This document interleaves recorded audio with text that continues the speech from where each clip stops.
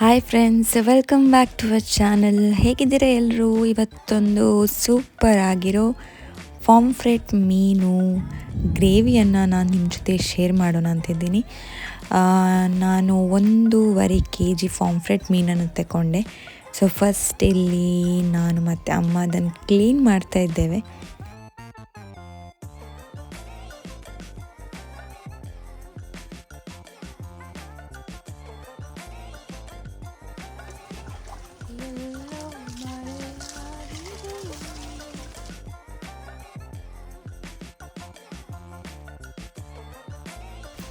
ಯಾವ ಮೀನು ಕ್ಲೀನ್ ಮಾಡಲಿಕ್ಕೆ ತುಂಬ ಬೇಗ ಆಗುತ್ತೆ,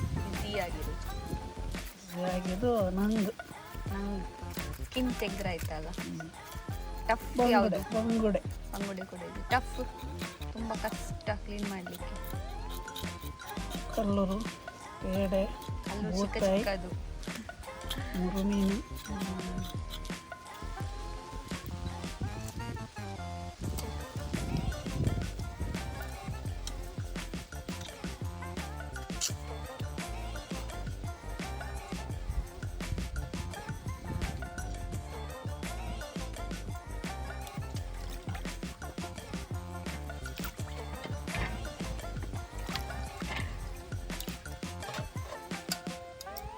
ಸೊ ಒಂದು ಮೀನಲ್ಲಿ ಕ್ಲೀನ್ ಆಯಿತು.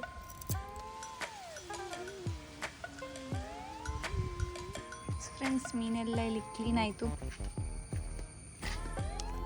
ಮೀನೆಲ್ಲ ಈಗ ಕ್ಲೀನ್ ಮಾಡಿ ಆಯಿತು. ಈಗ ಇದನ್ನು ಸಣ್ಣದಾಗಿ ನಾವು ಕಟ್ ಮಾಡ್ಕೊಳ್ತಾ ಇದ್ದೇವೆ.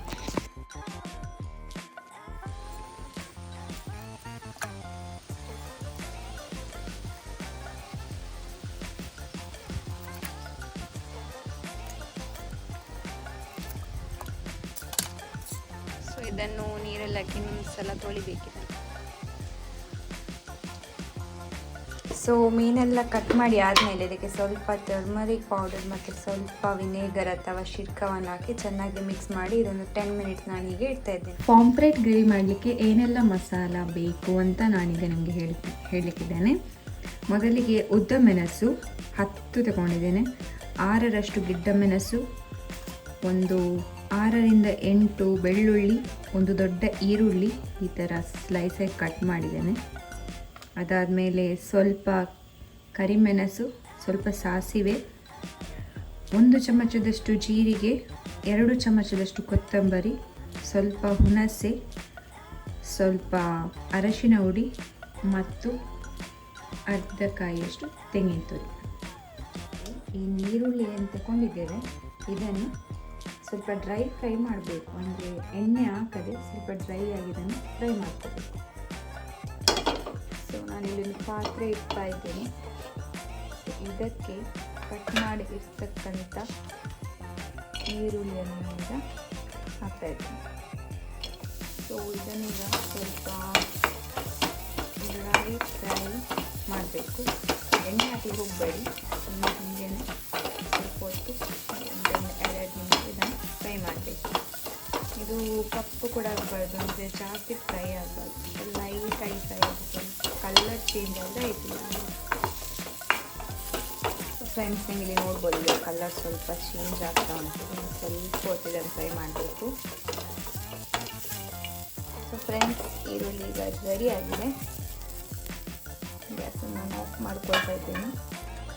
ಸೊ ಫ್ರೆಂಡ್ಸ್, ನಾವು ಮಸಾಲೆ ಏನು ರೆಡಿ ಮಾಡಿ ಇಟ್ಟಿದ್ವಿ ಅದನ್ನು ಮಿಕ್ಸಿ ಜಾರ್ಗೆ ಹಾಕಿ ಎಲ್ಲವನ್ನು ಸ್ವಲ್ಪ ನೀರು ಹಾಕಿ ಇದನ್ನು ಚೆನ್ನಾಗಿ ರುಬ್ಕೋಬೇಕು.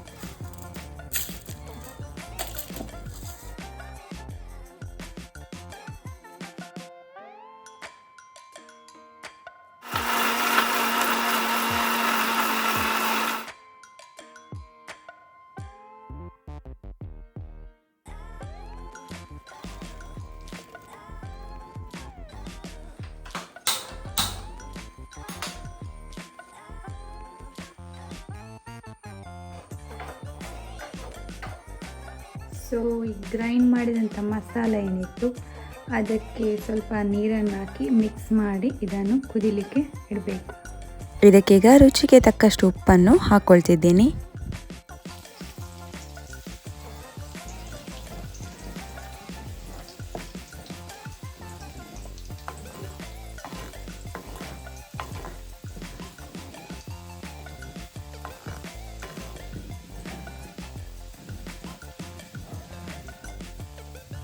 ನೀವೀಗ ಇಲ್ಲಿ ನೋಡ್ಬೋದು ಗ್ರೇವಿ ಚೆನ್ನಾಗಿ ಕುದಿ ಬಂದಿದೆ. ಅದಕ್ಕೀಗ ನಾನು ಕಟ್ ಮಾಡಿ ಮ್ಯಾರಿನೇಟ್ ಮಾಡಿರ್ತಕ್ಕಂಥ ಮೀನನ್ನು ಹಾಕೊಳ್ತಿದ್ದೀನಿ.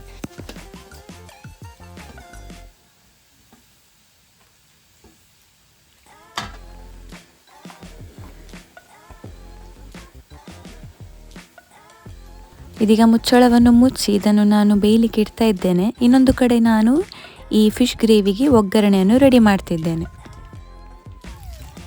ಒಂದು ಬಾಣಲಿಗೆ ಸ್ವಲ್ಪ ತೆಂಗಿನಕಾಯಿ ಎಣ್ಣೆಯನ್ನು ನಾನು ಹಾಕ್ತಾ ಇದ್ದೇನೆ. ಅದರಲ್ಲಿ ಸಣ್ಣದಾಗಿ ಕಟ್ ಮಾಡಿ ಇಡ್ತಕ್ಕಂಥ ಈರುಳ್ಳಿಯನ್ನು ನಾನು ಫ್ರೈ ಮಾಡ್ತಾ ಇದ್ದೇನೆ.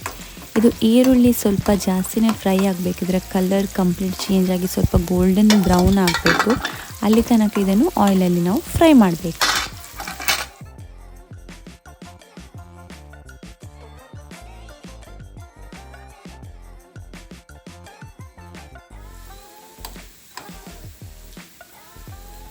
ನೀವೀಗ ಇಲ್ಲಿ ನೋಡ್ಬೋದು ಆನಿಯನ್ ಇದು ಕಲರ್ ಚೇಂಜ್ ಆಗ್ತಾ ಇದೆ, ಒಂಥರ ಗೋಲ್ಡನ್ ಬ್ರೌನಿಶ್ ಬಂದಿದೆ. ಈ ಬದಿಯಲ್ಲಿ ನಮ್ಮ ಫಿಶ್ ಕರಿ ಕೂಡ ರೆಡಿ ಆಯಿತು. ನೀವು ನೋಡ್ಬೋದು ಮೀನೆಲ್ಲ ಚೆನ್ನಾಗಿ ಕುಕ್ ಆಗಿದೆ. ಇದಕ್ಕೀಗ ನಾವು ರೆಡಿ ಮಾಡಿರ್ತಕ್ಕಂಥ ಒಗ್ಗರಣೆಯನ್ನು ಹಾಕೊಳ್ತಾ ಇದ್ದೀವಿ.